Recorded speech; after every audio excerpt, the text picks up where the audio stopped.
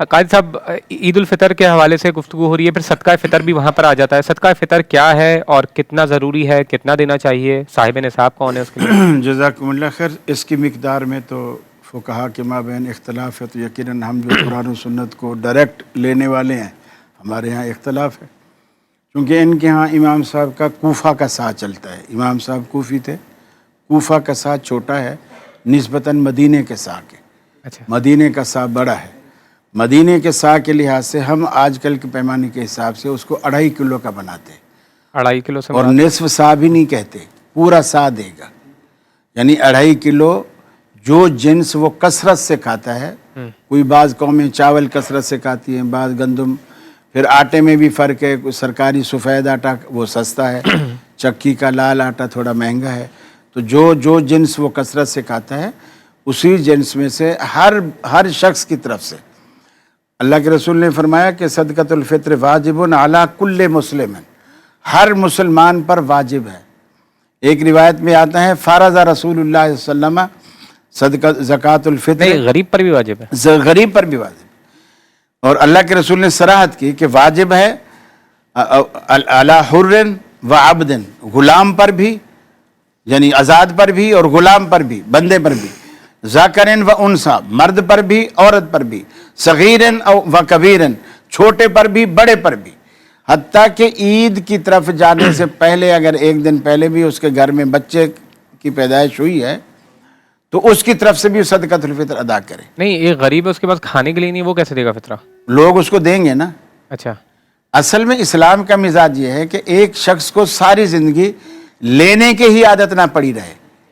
مثلا 10 بندوں نے اسے دیا، اب اس کے گھر میں 2 ہی بندے ہیں، 10 بندوں نے اسے دیا، 8 کا رکھ لے، 2 کا تو وہ بھی دے سکتا ہے نا اسی میں سے.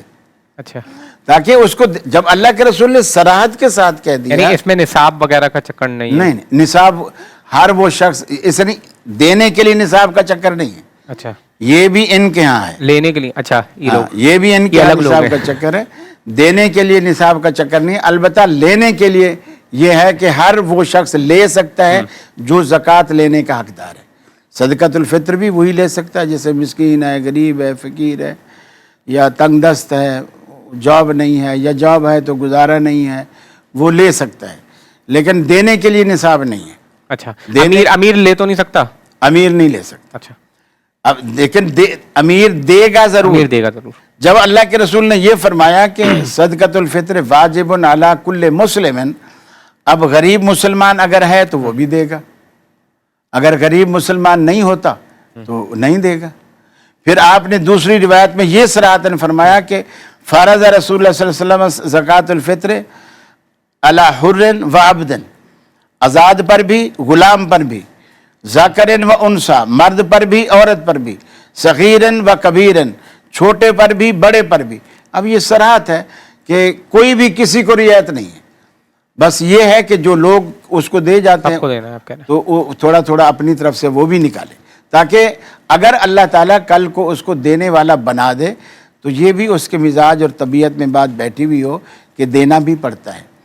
اسی طرح میں اکثر کہتا ہوں بچوں سے بھی، جیسے ہم گاڑی میں جا رہے ہیں نا تو بچے ادھر بیٹھے ہوئے اور کوئی معذور بیچارہ آ گیا مانگنے والا، تو لوگ کیا کرتے ہیں، پیسہ نکالا، 100 روپیہ نکالا، شیشہ نیچے کیا، اس کو ایسے دے دیا. میں کہتا ہوں نہیں، تم بچوں کو دو اور وہ بچہ دوسرے بچے کو دے، وہ اس کو دے.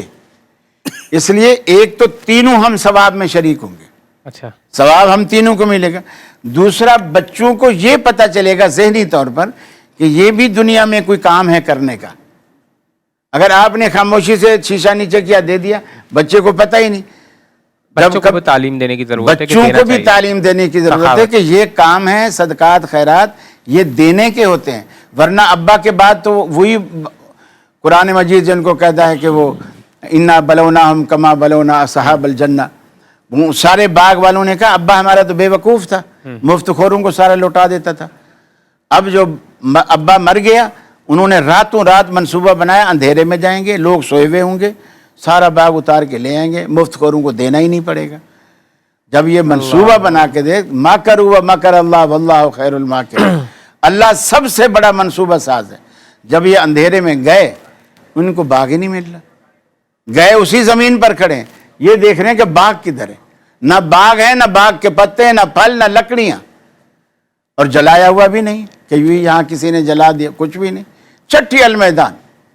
تو اللہ تعالیٰ تو قادر مطلق ہے, پھر وہ ایسے سوچتا ہے. اس لیے بچوں کو بھی یہ تربیت دینی چاہیے.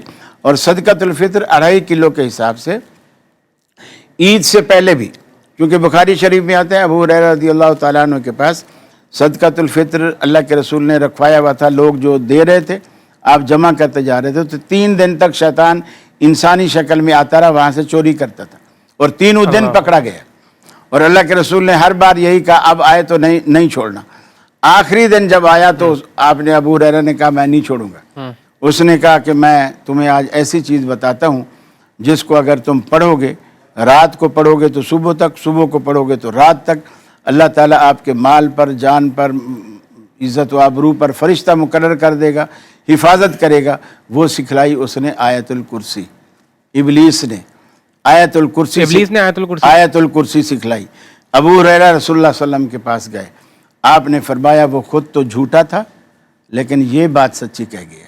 اب رسول اللہ کی تصدیق سے اس کی یہ بات سچی ہو گئی, ورنہ وہ خود تو جھوٹا ہے ہی اور جھوٹا تھا. نہیں میں سمجھا نہیں, آیت الکرسی آپ کہہ رہے یہ ہیں ایسی باتیں آپ کو اچھا دیر میں دیر میں سمجھ میں آتی ہے.